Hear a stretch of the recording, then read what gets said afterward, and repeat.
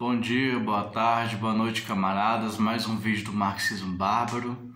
Nós estamos na terceira aula sobre metafísica marxista. Essa é uma das aulas mais importantes, assim, que tem mais peso, porque é sobre a teoria do valor, tá? Eu vou já dizendo que metafísica, só para introduzir, metafísica é a matéria voltada para ela mesma. Tá? Por exemplo, você tem a metalinguagem, você faz um poema sobre a arte de fazer poema. Metafísica não precisa ser algo místico além da matéria, pode ser dentro da matéria. A matéria sobre ela mesma, que cai sobre ela mesma, tá? Então, eu quero só deixar esse parênteses sobre o que é metafísica. Pode ser uma metafísica materialista, porque meta de metafísica, física e meta, tem dois significados, tanto além da física quanto o vir da física para dentro de si mesmo, da matéria para dentro de si mesmo. Sobre a questão da teoria do valor, é preciso uma teoria geral do valor. Marx deixou uma teoria geral do valor marxista, que é a teoria do valor econômico, que é do capital, do capitalismo, e Lukács tentou fazer uma reflexão ao longo da obra dele, mas especialmente na ontologia, sobre a categoria de valor. Só que ele caiu em idealismo. Assim. A minha obra da metafísica, eu vou deixar o link da versão quase recente do meu blog, o texto completo da metafísica, da minha metafísica marxista, da minha obra. Eu vou deixar quase completo porque eu tenho até um capítulo sobre o idealismo de Lukács. Lukács cai em idealismo várias vezes, inclusive na teoria do valor. Ele acha que o valor, fora da economia, a valoração é um ato subjetivo da mente. O trabalhador, a pessoa cria o valor. Por exemplo, você tem uma pedra vermelha e uma pedra preta. Você vê as propriedades da pedra vermelha e da pedra preta e diz: essa pedra é boa, essa pedra é ruim. Então você cria um valor de origem subjetiva, para utilidade subjetiva. Então eu faço o inverso, eu parto do objetivo para o subjetivo, não do subjetivo para o objetivo, como faz Lukács. E minha obra é uma grande crítica ao Lukács, mas é também uma grande homenagem ao Lukács, tá? Ele errou muito, não por irresponsabilidade. Vamos lá, o que é a teoria do valor?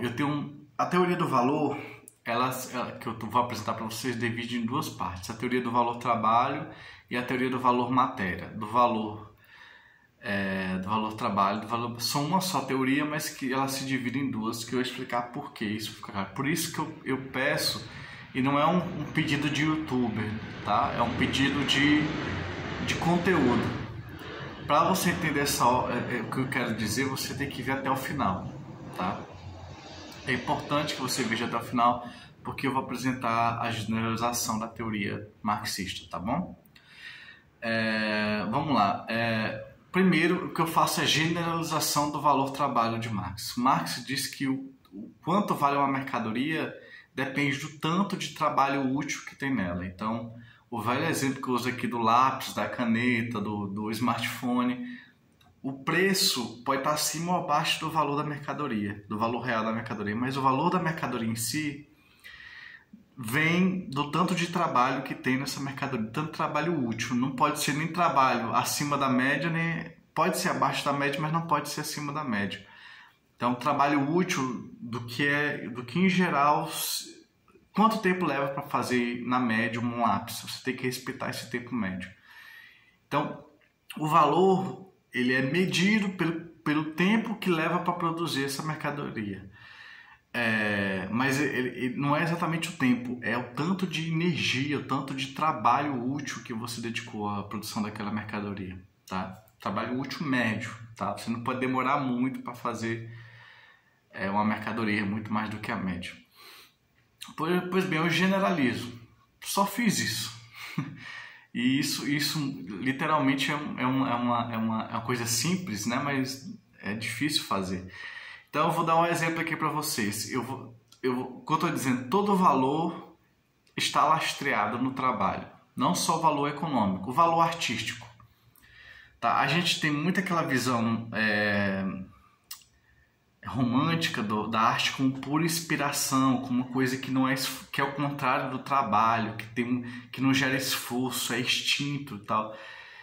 E não é bem assim, tá? Eu sou compositor, sou poeta, sou escritor de ficção e exige esforço fazer uma boa obra, exige tempo de qualificação humanamente, desenvolver a sensibilidade humana e de fazer um poema. Um poema demora para ser escrito.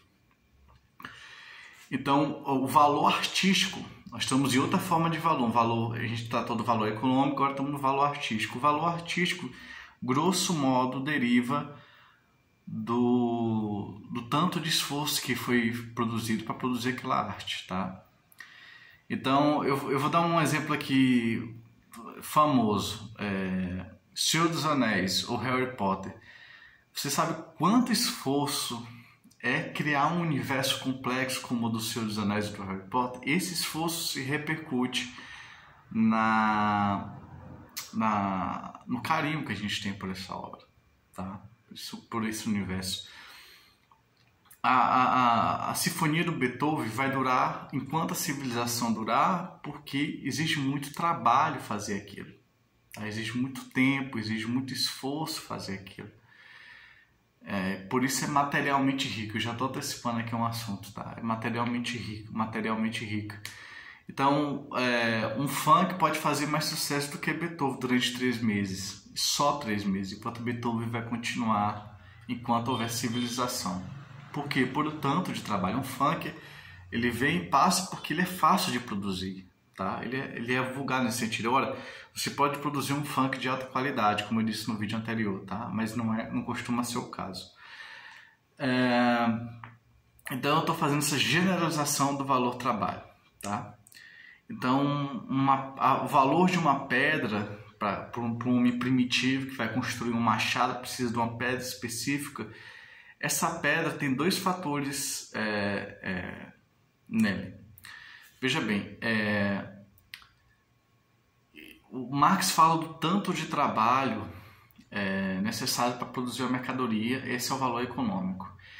Eu falo assim, a questão do valor não está só em tanto de trabalho necessário, mas também na economia de trabalho. Então são 2 fatores que são o tanto de trabalho gera mais valor e a economia de trabalho. Essas 2 coisas opostas que são o mesmo ficam em tensão. Então um artista, eu vou usar o valor artístico que é o mais apaixonante.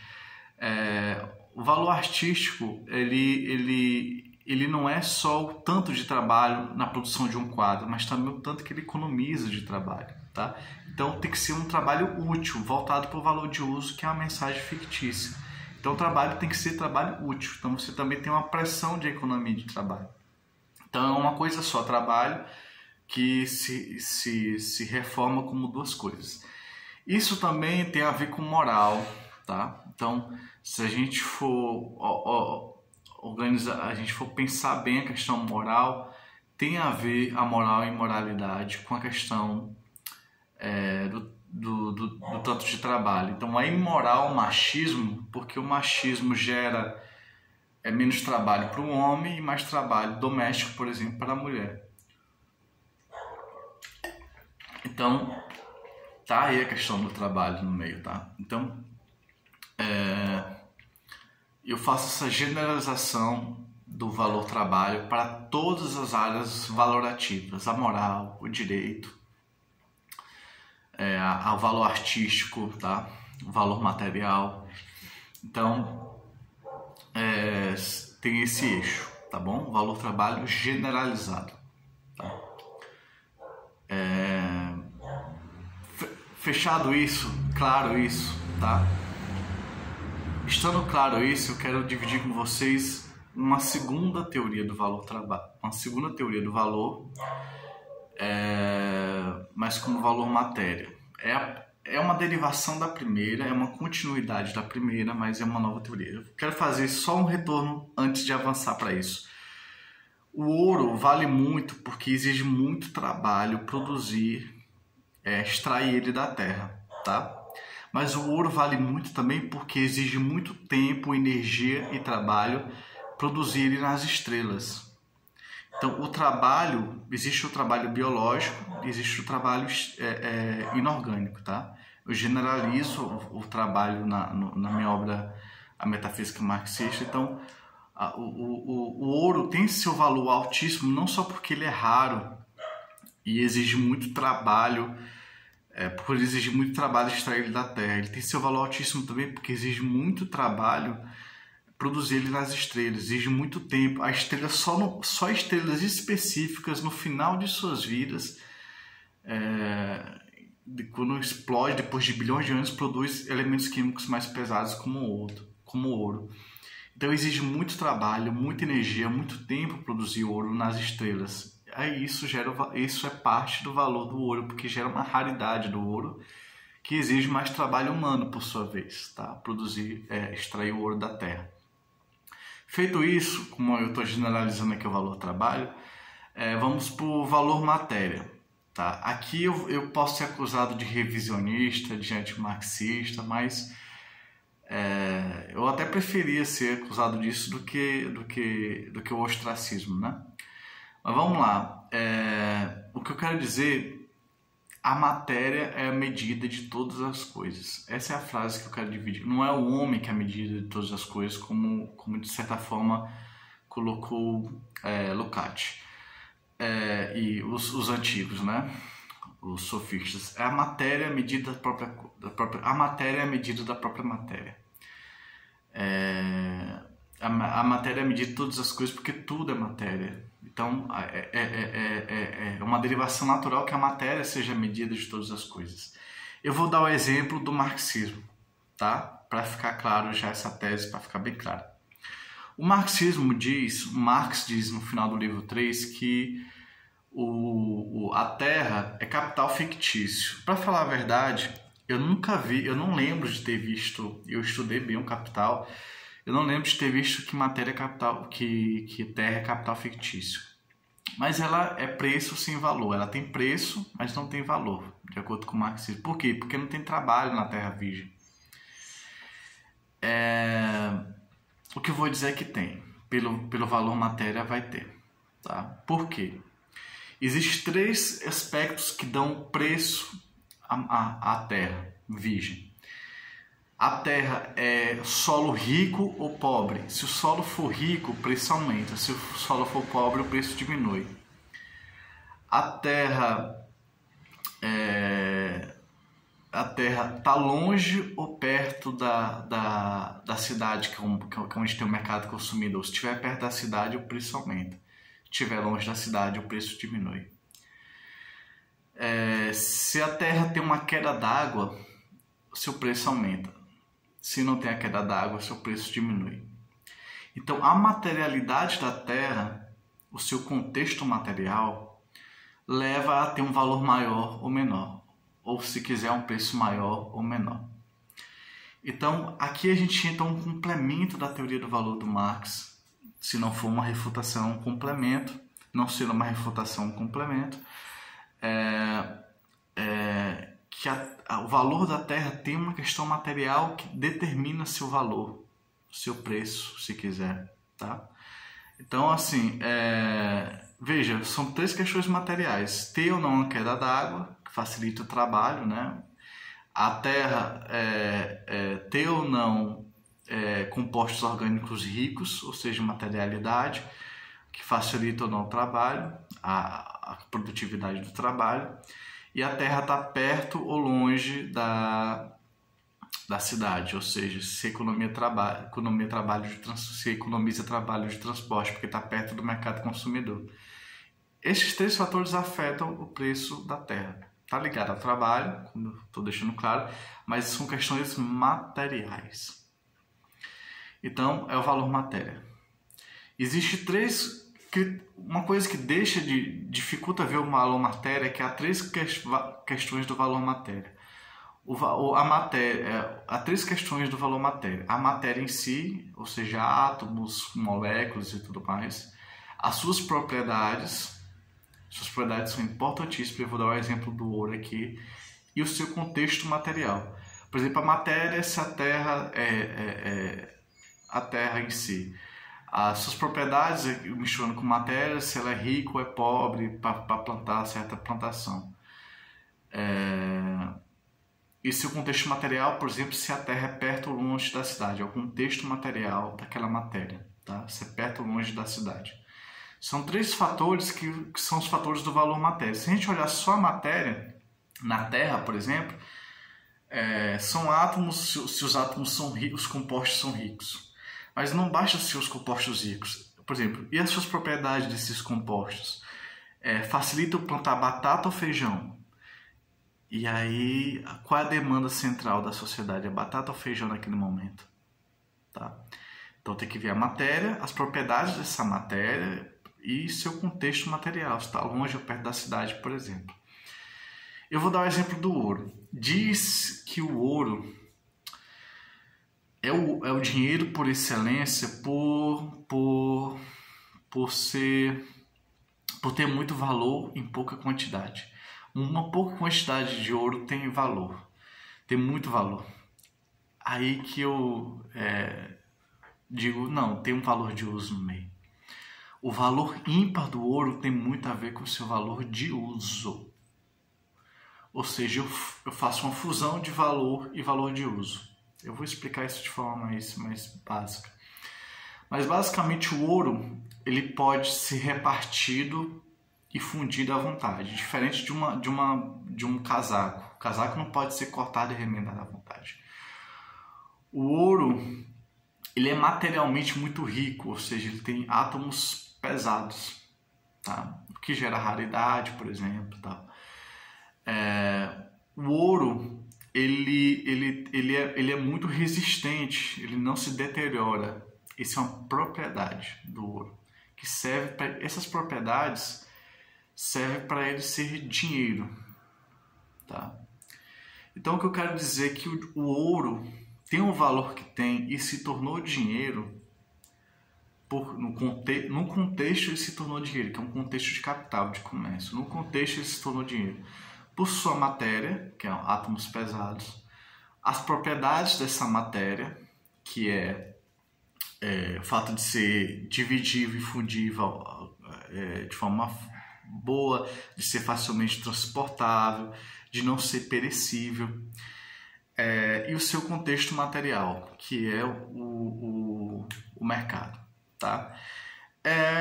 Esses 3 fatores juntos fazem do ouro o que o ouro é. Esse alto valor que ele tem, essa coisa apaixonante que ele tem, como dinheiro por excelência, como principal forma do dinheiro. Então, o ouro não é isso por um valor trabalho diretamente, mas pelo valor matéria. Por isso que ele é o dinheiro por excelência. Eu tenho outras provas desse valor matéria, tá? Eu vou dar um exemplo aqui. O valor, eu estou falando de todo tipo de valoração, não só de valor econômico. Mas vou dar um exemplo banal, mas que é muito claro e é correto. Nós fazemos um inferno pela morte de um elefante. A gente reclama no Facebook que os elefantes vão ser extintos e tudo mais. Mas matamos formigas quase todos os dias. Então, a formiga ela é pequena e ela é pouca matéria. Já o elefante é grande e é muita matéria. O elefante é raro e a formiga é abundante. Então, o valor que a gente dá subjetivamente ao elefante quando ele é morto por ameaça de extinção não é o valor subjetivo que a gente dedica a formiga. Então, esse valor subjetivo vem do valor matéria objetivo. Lógico, aí é que eu quero fazer o parênteses. Há um valor trabalho aí também, com a generalização do valor trabalho. Exige muito trabalho, exige muita energia, exige muito tempo produzir elefantes. E formigas não exige muito trabalho, muito tempo e muita energia, tá? Produzir formigas. Veja aí, então, o valor matéria e o valor trabalho generalizado andam juntos, tá?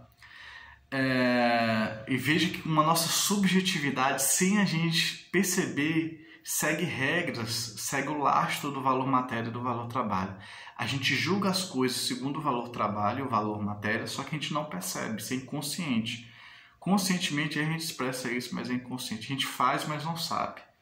Tá? A gente faz essa igualação, essa comparação de valor-trabalho generalizado e valor-matéria, mas não sabe. Outro exemplo de valor-matéria. O desgaste da máquina na produção é o desgaste do seu valor. À medida que a máquina se desgasta com o seu uso durante uma década, por exemplo, ela vai perdendo valor. E não é o desgaste total da máquina. Se a máquina tem muito metal, mas ela não serve mais como trabalho, ela é descartada, ela vai para os entulhos, né? Então, é o desgaste também da propriedade da máquina no seu contexto material. Então, o desgaste físico da máquina é também sua perda de valor. Então, a matéria da máquina e o valor não são duas coisas, como deixa eu entender Marx. Mas a matéria é o próprio valor. A matéria da máquina é o próprio valor, porque ao perder matéria, ela perde valor. Lógico, ela não precisa perder toda a matéria para perder pouco valor. Aí vem as propriedades, vem seu contexto material. Inclusive, o Marx usa um termo que ele não consegue explicar muito bem, no livro 1, que diz que a máquina se desmoraliza, perde valor, né? Ela se desmoraliza com a chegada de máquinas mais modernas.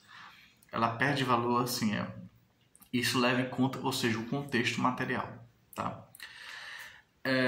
A mercadoria também perde valor à medida que ela se degenera, à medida que ela se desfaz, né? Então, veja, valor e valor de uso não são duas coisas, tá? Não são duas coisas, valor e valor de uso, são exatamente uma coisa só. O Marx diz na forma relativa e a forma absoluta, a forma, forma absoluta, eu vou chamar de forma relativa, tá? Que é o seguinte, uma mercadoria, o valor de uma mercadoria se expressa no valor de uso de outra mercadoria. O valor do linho, o valor econômico do linho se expressa no valor de uso do casaco, de um casaco. No fundo, Marx acha que isso é uma forma de fetiche, ou seja, isso é uma ilusão. Não se está comparando valor com valor de uso. E o que eu estou dizendo aqui tá? Não só com a matéria do casaco, mas também com suas propriedades e com seu contexto material. Então, a matéria, as propriedades e o contexto material do casaco se expressa no valor, do valor de uso do casaco, se expressa no valor do linho. Tá? E o que eu estou querendo dizer é que Marx divide valor e valor de uso. São opostos em guerra, são inimigos, tá? Que estão juntos na mercadoria.